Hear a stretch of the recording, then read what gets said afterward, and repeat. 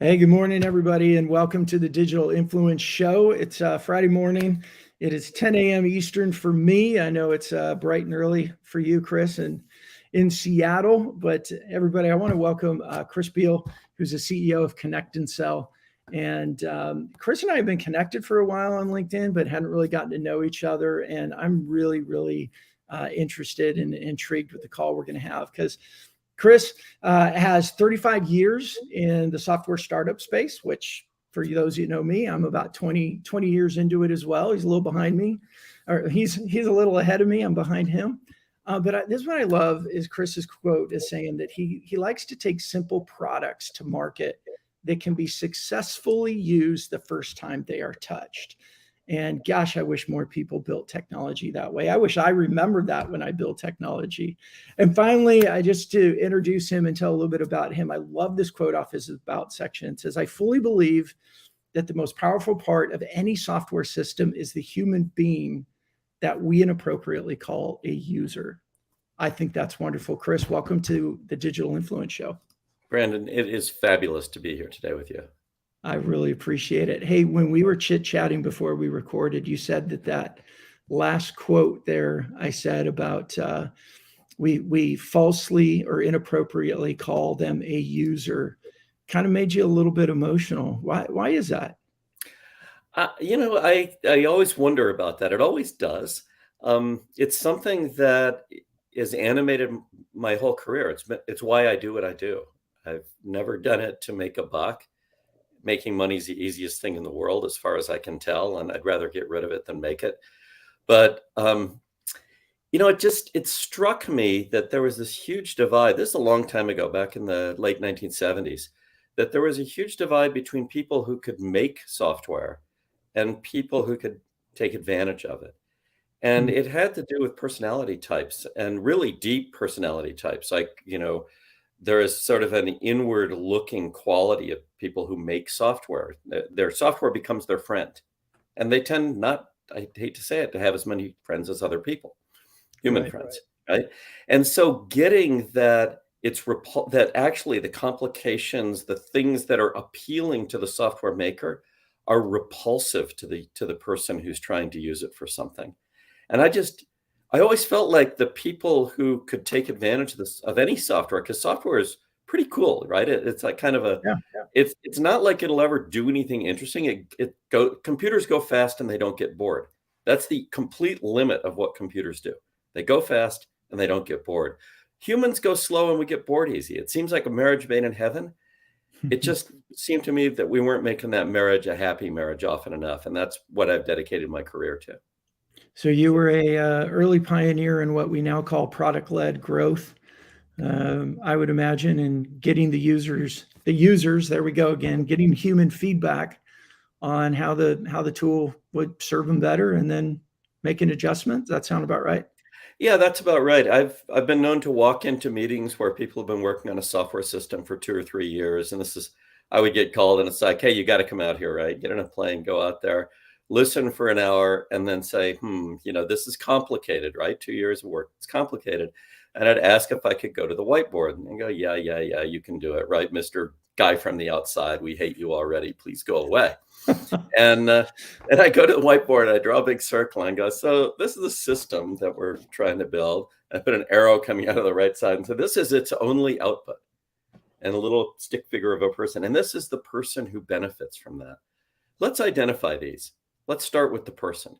And it would usually be 2 to 3 full 8-hour days, maybe 10-hour days of discussion before we agreed as to who that person was. Then another 2 days of figuring out what value they would get, and then figuring out what the single output was. It's amazing how simple it is to make stuff that's useful. But what you need to do is, as Henry David Thoreau said, simplify, simplify, simplify. And by that, it means your first simplification isn't enough. You're going to have to do it again, and you're going to have to do it again. And then you got to stick to it. And I just, to me, it's appealing. It's very appealing. It actually makes things sound simple. It sounds easy. Well, it's not easy. It's just simple. Yeah. And I think that's where the challenge is, right? For a lot of people, it should be simple, but we make it we make it more complicated. I've been guilty of that multiple times. So, well, Chris, we our topic today is about. Well, first of all, I would love for you to tell everybody about Connect and Sell and what it does, and your background in that sales calling, cold calling space. Sure. Connect and Sell, Brandon, is talk about simple. It's embarrassingly simple. We're truly a kind of 1.5 trick pony. So our one trick is we let a B2B sales rep push a button and talk to somebody on their list with no effort whatsoever, usually in about 3 minutes. That's what our system does. And it feels like magic when people use it. It's like, wait. Normally I dial, I navigate phone systems, I talk to gatekeepers if they're there, and I go to voicemail 21 out of 22 times. If they're honest, they'll tell you 21 out of 22 times. And it takes an hour to get, on average, to talk to a decision maker. And then it's such a surprise, I don't know what to say. Are you telling me you can push a button, sit there and wait, pet the cat, drink your coffee, write an email, do some social, whatever, and then you can talk to somebody and they're on your list and it's a normal phone call? And the answer is yes, that's what we do. I stumbled into this. This is the only company I've ever done where I did not invent the product. And it's much better than anything I ever invented. When I came home with it, my late wife said, she was very alive then, she said, "So you've done what?" And I said, "I've joined this company called Connect and Sell." I was just going to a breakfast meeting, right? And she says, "Do they have a product?" And I said, "Yeah." And she says, "Oh, great. I give it 3 weeks." And she turns around and walks away. And then she turns back around and goes, "Do you have a boss?" And I said, "Yeah, this guy, Sean McLaren." She goes, "Oh, even better. I give it 2 weeks." And so she just ignored this thing. I love it. Oh, It's 11 years ago, by the way. Yeah, the familiarity of that is painfully funny. But yeah, thanks for that. Yeah, she was wrong. What can I say? She was wrong. She also said something that's kind of illuminating. She said, "Oh, by the way, we use that Connect and Sell thing over here at Zamanda." She was the EA for a Silicon Valley CEO. And so she said, "Our reps love it, but I would never transfer one of those calls to my boss." So being the guy I am, I went off to the system and found 3 recordings of her transferring calls to her boss. Wow. And being a reckless kind of guy, been married for, I don't know, 19, 20 years at that point. So I must have gotten away with a few things, but I said, "Do you want to listen to one of these?" You're a brave man. So I play one of these recordings and I asked her, "Why did you transfer that?" And she said, "Oh, well, that rep or whoever it was had an admin making calls for them. They must have been important. What was I going to do? Hang up on her?" So it was social proof right there. It was peer talks to peer. And it's very, that's a very universal thing in the world of sales, very hard to achieve. Oren Clef calls it status alignment. And with Connect and Sell, you get built in this little piece of, I'll call it legit, innocent social engineering, which is you're so important, you have somebody making your calls for you. I love the psychology of that behind there. And thank you for sharing that, because it leads into the next question, which is, what do you think the role is of social media in outbound sales? I see it as having 2 huge roles. So one is dead obvious and rarely understood. When you talk to somebody, you now have a relationship. So you may as well extend that relationship and amplify it by sending them an email, reaching out to them on LinkedIn, and letting the digital relationship flower in the context of the human relationship you built by dumping 20,000 bits a second of emotional information into their midbrain. Like the only time you ever get to do that, the ears are connected directly to the midbrain way before it gets up to the cortex and you start thinking. And you have 20,000 bits a second. That's 4 emails a second you get to jam in there. And if you're skilled, in 7 seconds, that's 28 emails you've gotten into their head that they've been forced to quote unquote read with their emotional brain. So now you have a relationship if you didn't blow it. Now send them an email with the ultimate subject line. "Thank you for our conversation today." That subject line, you can only send it if it's legit. You had a conversation and it's today. That email will always be opened. Oh, I mean, thank you for our conversation today. It's not like very many of the other subject lines out there. It's like it Right. presumes a relationship that actually exists. And now you have full access to the world of social to nurture, to share insights, content, and frankly, to wait it out because 11/12 of your market is not in market for your offering right now. Right? 3-year replacement cycles for everything. Everything's got a 3-year replacement cycle roughly. So only 1/12 of your market for what you offer is in market right now. So now you can nurture them, but you can nurture them legitimately, easily within the context of a relationship. So I think that's number one. We call it talk to send, talk to social, talk to cadence, talk to sequence, whatever, talk first. And our people do it. So my team sets about 40 to 50 meetings a day, a team of 10, just talking to people. They talk to about 85,000 VPs of sales a year, real live human conversations. But that's actually the tip of the iceberg. It's social. That's the rest of it because they get to send that thank you for our conversation today email. And that builds this huge catalog, this portfolio of human relationships in a social. So now you're amplifying. So social is amplification for relationship.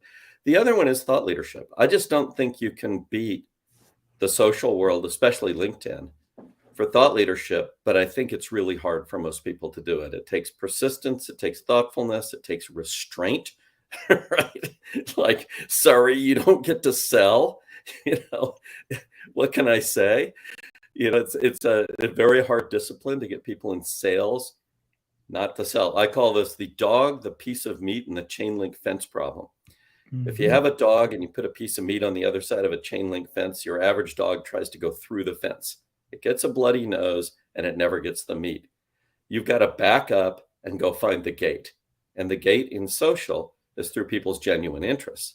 So do you have the discipline and the restraint to go through the gate? It's a little farther. It's over there. It's not toward the meat. And can you resist the temptation to sell when it's not time to sell yet? But I think, I'm a big thought leadership guy out there on social. I've got, I don't know, 30,000 folks who pay attention to things I put up on LinkedIn. I've written hundreds of articles over time and thousands of posts and blah, blah, blah.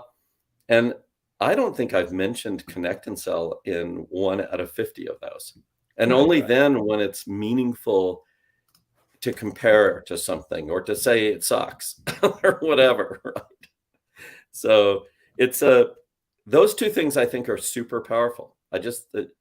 They're great. Now there's a third one, which is in our world, right? Our world is like talk first to dominate markets because you can build trust in 7 seconds in any human conversation. So pave your market with trust. But sadly, only about 45% of your market's going to be pavable like that. So what about the rest? So, okay, now I have got to go to other means, whatever those means are. So I can go fast. Ironically, I can send social outreach faster than I can talk to people, even with Connect and Sell. My people talk to 40 to 50 people a day on my team. That's pretty fast, but you could go faster than that, right? Email's a lot faster. So, but the question is, can you build trust faster on a unit basis than 50 times 7 seconds of trust building done to perfection each day in a targeted audience, highly targeted? I don't know. But at some point, you got the rest of them, so you better go after them, right? Can't leave them alone. And what's the most efficient way to go after them and not leave them alone? Once you're in a relationship, it really is interesting. It's tricky, right? Because now, time is everything. Time is just everything in the world of business, right? I say that, time is like a racehorse. It eats while you sleep. And it's eating your business. The overhead of your business runs 24/7, whether you know it or not. If you sit and do nothing, you always go out of business because the costs will eat you. So the question is, what do you do with that time?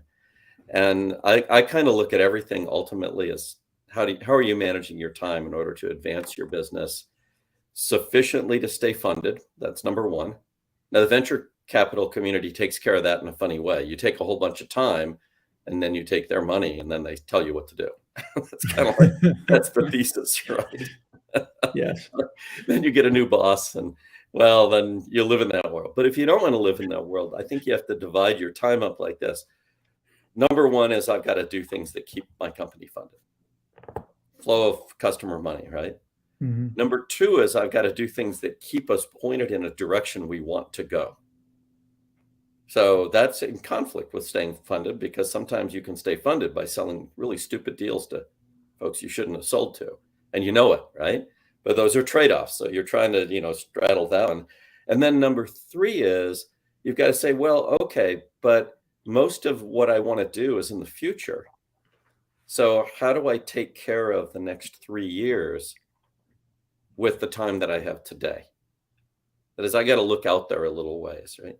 I think when I look at those things, social is fabulous for the 11 out of 12 quarters that I need to nurture somebody. On average, it's 6, right? Because half of 12 is 6. So on average, I got 6 quarters of nurturing before any deal is going to happen if I actually had already formed relationships with everybody in my market. Wow. That's a year and a half of nurturing. How do I do that? Mm-hmm. You're an expert at that. I'm primitive at it. What do? We say talk to them once a quarter and send that thank you for our conversation email, right? But we're not experts at Connect and Sell at what you're an expert at, which is, okay, now what? Yeah. Right? You're so good at it. You do like, oh, and you didn't even have the conversation first. But now what is, I think it's the big question, because most of your time is in the future. Today is just this little slice. Yeah. Chris, what is you mentioned 30,000 followers on LinkedIn, which is just a number, and I know you believe that as well, but you've written hundreds of articles. How has your consistent writing articles, as I like to say, opening your mouth in social by writing posts, writing articles, sharing things, how has that helped both you and Connect and Sell? Well, we're kind of unified right now, so I don't know how it's helped me. It's been a lot of work, but I love to write, by the way. I'm a rare beast. I love to talk and I like to write, and I'm a mathematician too, so it's a bad combination. I don't know which one to do. So I write a lot with a lot of numbers, right? and then try to tone it down. It's like, those are numbers, but please ignore those numbers. I'm sorry I did that. So how it's helped me is it's helped me by putting me in touch with people who've made me think more clearly about what it is that I'm trying to do and what we're trying to do. It's made an awful lot of very interesting friends, people who reach out to me coming back through those articles or commenting on posts or whatever. Some of those people have become dear friends. Some of them have become customers also. Yeah. I think our most interesting customers have come to us in response to all of that kind of outreach. One of my most interesting customers, a guy named Henry Wojdila, who can pronounce his name, Voidila. Henry is the CEO, founder, principal of a company called RealSource in Denver. And what Henry is doing is he's buying the cream of America's medical office buildings. He has many, many billions of dollars behind him somewhere. And he makes great deals way in advance of somebody wanting to sell their building. So it's not competitive, but he needs to talk to people, right? Mm-hmm. He listened to that. I think podcasting is part of social, right? So I have a podcast, and he listened to the podcast, binge listened to it for 3 days. My podcast called Market Dominance Guys.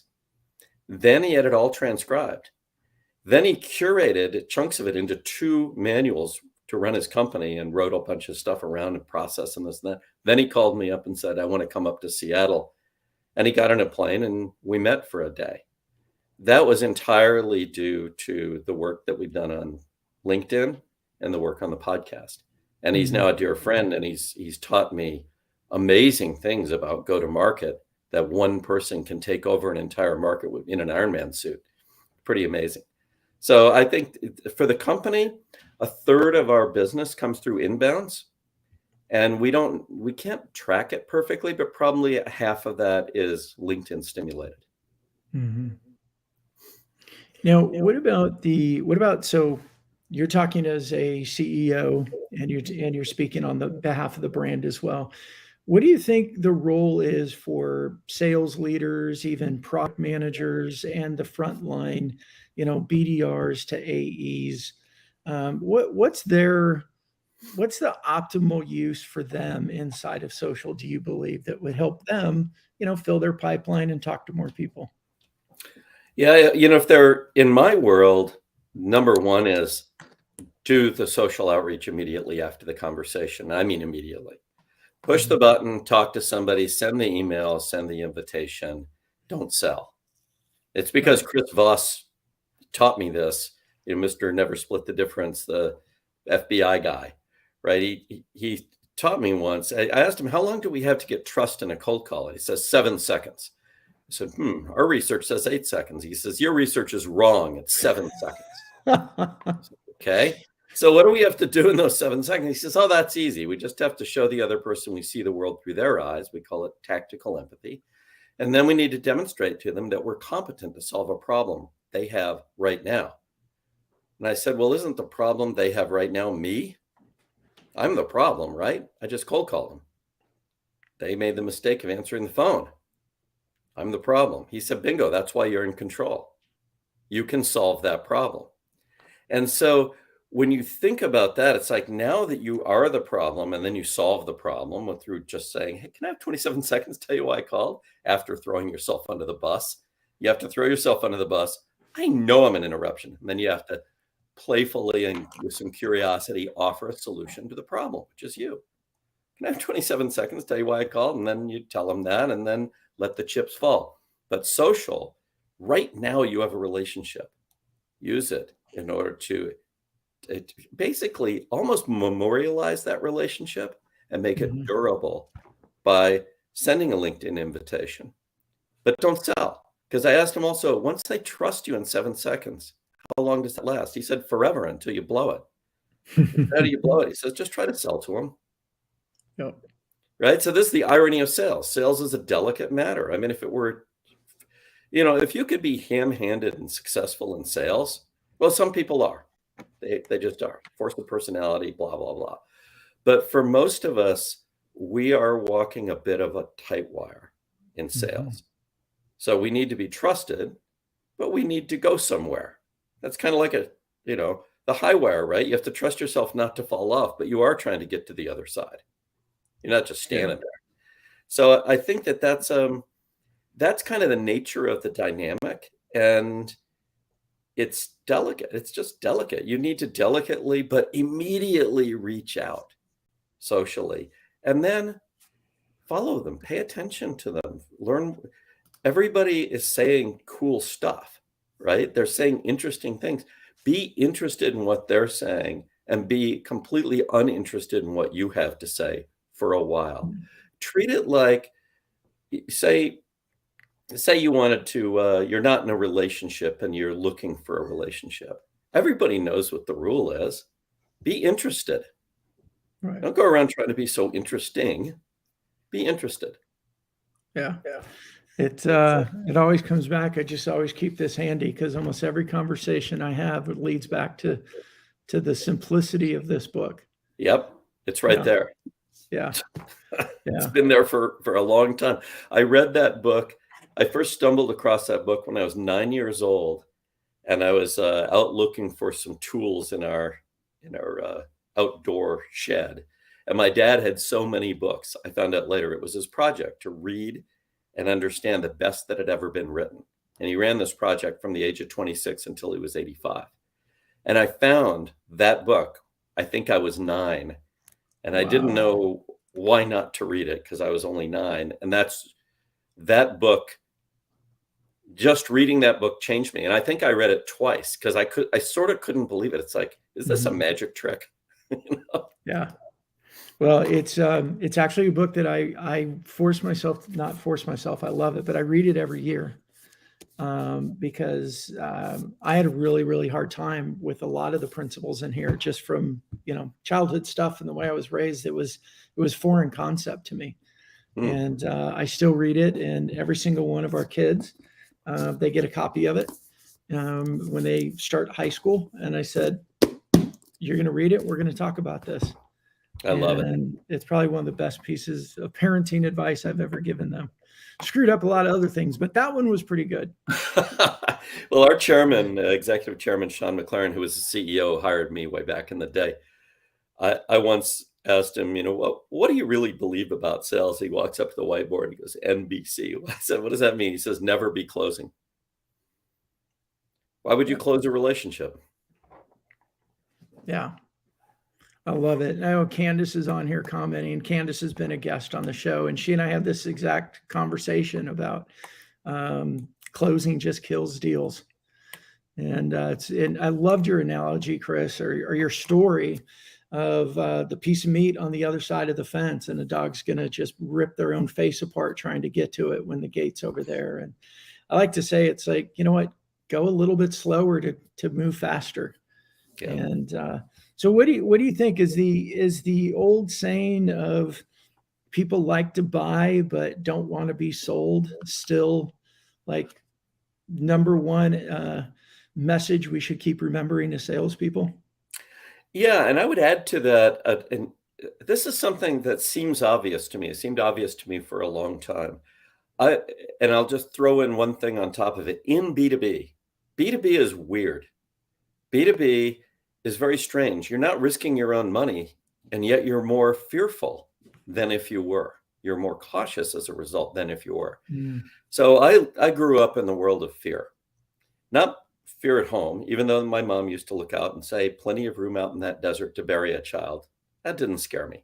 My mom was just trying to make a point. The universe is about 4 degrees Kelvin. It's very cold out there. Don't think you're so damn special, Chris. Right? Good point, Mom. Got it. Right? Never did really get it, but whatever. But in the world of sales, most things that we learn about sales actually don't talk about the buyer's fear very much. And the reason they don't is they get obsessed with the seller's fear because it's advice to salespeople. Don't be so afraid, right? Don't be afraid to pick up the phone. Don't be afraid to knock on the door. Don't be afraid to reach out, blah, blah, blah. But if you look at fear, and by the way, the reason I grew up in a world of fear is I fell down a mountain when I was 14 years old, a long ways, 800 feet, and somehow walked away and decided that I was going to become a very serious rock climber and mountaineer. And that world is a world where you stay alive because you're afraid. You say what you want about it. If you got no fear, you're dead before, we don't even read about you. You died early in the game. So, I started my mountaineering career in essentially a cherry snow cone, a pool of blood. And what I have thought of ever since is fear is an odd motivator. It doesn't motivate you to do anything. It motivates you to stop doing something, to do nothing, to avoid something, right? So, I wake up in a pool of blood. The message is don't climb mountains.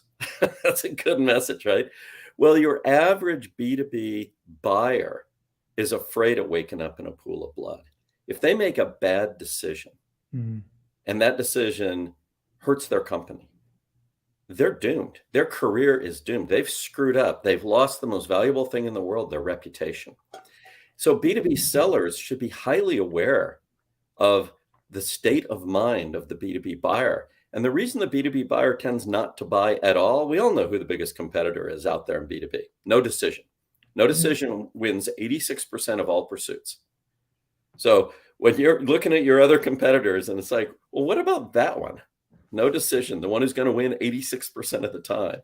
What are you going to do about that? And the answer is you need to be more trusted as an expert by the buyer than they trust themselves. That's a high bar, which is why 86% of the time, none of the sellers clear that bar and no decision wins. Because you're never selling the solution to a problem they don't already have a solution to. I mean, that literally doesn't exist in B2B. There is no such thing as a meaningful, sellable solution to a problem that they haven't already solved. They've already solved the problem. You're offering them an improvement of some kind.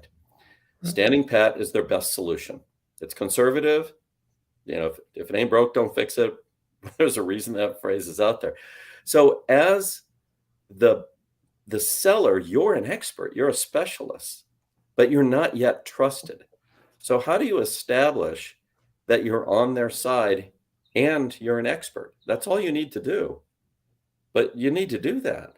Yeah. And so you also have got to be sufficiently liked that you can be trusted, but the liking itself isn't sufficient to get you trusted.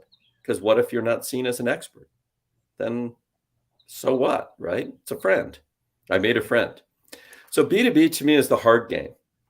It's like if I were to buy a Tesla, which I might do someday because it seems like everybody in my company has them, but I drive a 2000 Ford Excursion. So it's kind of like the anti-Tesla, right? It's not a statement. It's just, I just don't like shopping for cars. So, there it sits down there in Arizona, 2,000 miles away from me. So if I buy a Tesla for myself and I drive it home and I think it's so cool, I love the fact that I hit that accelerator and my eyeballs are flattened, but I can't hear very much. It doesn't make a lot of noise. Wow, that's cool. But I feel this sort of prickly sensation in the seat. And then every time I drive it, I get this kind of prickly sensation, in the seat. And I go to the doctor and the doctor says, Chris, I hate to tell you this, you're allergic to electricity. It's like, I didn't know you could be allergic to electricity. You're allergic to electricity. You got to get rid of that Tesla, right? So I dump the Tesla in the market and say I'm out 10 grand. That's my money. I can make up 10 grand. Now I buy the same $70,000 Tesla equivalent for my company. As the CEO, I do this, right? Say I make the decision. You're selling to me. I buy what you're selling. And the company's allergic to the electricity in that thing. That is, it doesn't work for us. What happens to me? It's not good. I don't have 10 grand to make up, even though it's only a 10 grand thing. It was a 70 grand purchase. We dump it. We're out, whatever. We can't make it up. And my reputation is shot. So as a B2B seller, I would highly advise everybody, remember this, there is only one game that you're playing, and that's the game to be trusted for this decision more than that buyer trusts themselves. It's very concrete. It's not like totally ignore your competition. They mean nothing. Your competitor is going to win unless your competitor, the 86% that go to no decision, is going to win unless you can be trusted as an expert more than they trust themselves. And that's a high bar. It's a very high bar. Well, as we're wrapping up on time, and this is a big question, I know, but how do we build trust in such a busy world where salespeople or buyers are getting hit from every direction? Messages are out there all over. They got more information than they've ever wanted at their disposal. What are the top 2 or 3 things that we can do to build trust quickly? Well, now I end up being parochial. This is sad. That's what we're in the business of doing, is letting somebody have trust building conversations. That's what I believe is step one. It's not, you don't get to build trust unless you start with trust.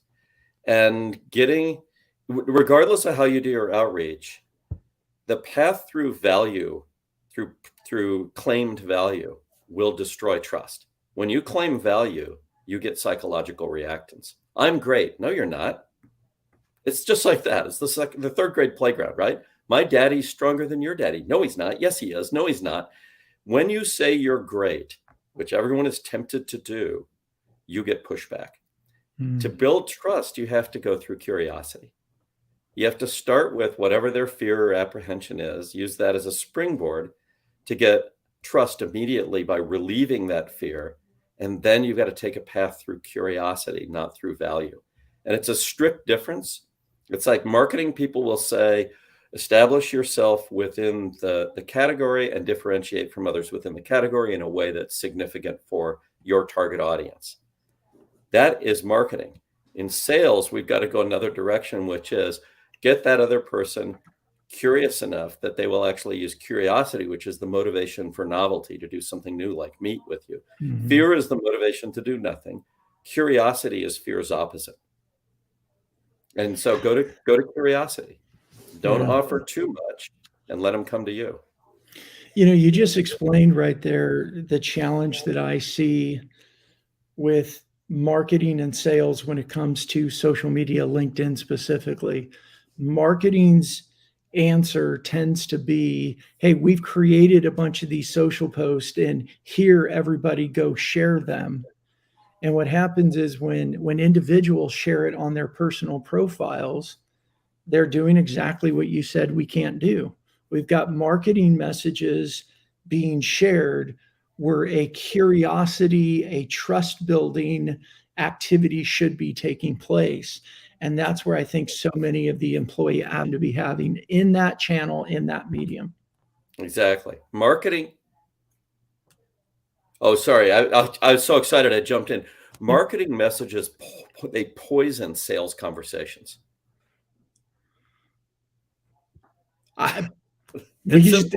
Yeah, I love. I'm going to quote you on that more than I probably should, with your permission and blessing. You got it. But that is exactly it. Well, hey Chris, I want to, we ran over a little bit, but it was worth the conversation. First of all, thank you so much for taking time early in the morning for you to come join me on the show. Thank you also for all of the information and great insights. And I'd love for you to be able to share where would you like people to go follow you? Where do we find Connect and Sell? It's your opportunity to go. Please, with my permission, go tell everybody where to find you and your company.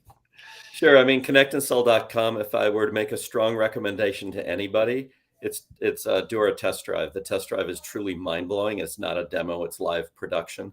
And sometimes folks make millions of dollars in those 2 or 3 hours. So it's interesting. It's kind of a lottery ticket, and we give it away for free. So you go to ConnectAndSell.com and look for free trial and fill out the little form. So for me, I'm easy to find. I'm on LinkedIn. If you can't find me on LinkedIn, you shouldn't be listening to the show. I'm not that hard to find. That sounds good. And what's the name again for everybody of your podcast? Oh, the podcast is called Market Dominance Guys. And it's a show that was supposed to be a book. It was just a friend interviewing me. And then it morphed accidentally into a podcast. We're on episode 140 or something like that now. And it's just about one simple thing: how to pave a market with trust and harvest that trust at your leisure in order to dominate that market. Yeah, that's excellent. Well, I had to put this up there real quick before we leave. Candace, you're spot on there, just reinforcing it. That's exactly the problem: marketing message poison sales conversations. Thank you for that, Candace and Chris. Thank you so much again. I hope you have a wonderful day. And everybody, this has been another episode. I think, Chris, I think you're like episode 45, 46 now for me. So I'm a little behind you, but we're getting there. So everybody, thanks so much for joining the Digital Influence Show. I hope you have a wonderful day, and be sure to check out the show notes for how you can find Chris, follow him, listen to his great content and information, and I hope you all have a great day. Thank you, everybody, for being here today.